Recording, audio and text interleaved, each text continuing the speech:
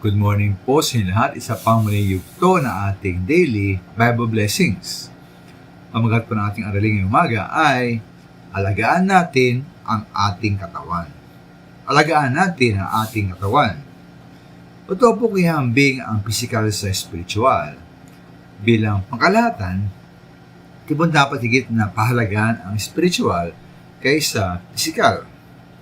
Bawa po sabi sa 1 Corinto 4:18, na ating paningin ay nakatuon sa mga bagay na dinikita dapat, hindi sa mga bagay na nakikita. Sapagkat bandalian lamang ang mga bagay na nakikita, ngunit walang hanggan ang mga bagay na hindi nakikita. Mubulok ang ating katawan, ngunit ang ating kaluluwa ay manatili.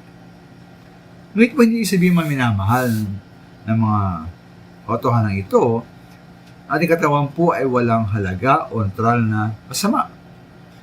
Bilang pagtotoo po ng kahalaga ng katawan, di ba't ayon po sa John 1:14, ang Panginoong Yesus ay nagkatawan tao, tulad natin at tumahan sa gitna natin.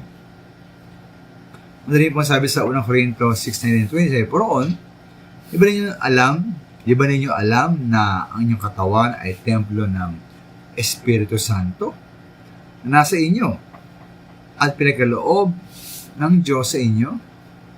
Hindi ninyo pag-aari ang inyong katawan sapagkat binili niya kayo sa isang halaga. Kaya gamitin ninyo ang inyong katawan upang maparangalan ang Diyos. Ngayon, bakit po ginamit ng teksto ang salitang templo sa pagtukoy sa ating katawan? Ito po ay pagtukoy sa kadakilaan at kabanalan ng templo sa marantipan. Ganun po ang ating katawan. At dahil po sa pagkilalang kadakilaan at kabanalan ng katawan ng isang Kristiyano at anak ng Diyos, minalamat po ng Diyos na tumahan sa ating katawan mismo ang banal na Espiritu. Ngayon po, tatahan ba ang ikatlong persona ng Diyos sa isang lugar na walang kwenta?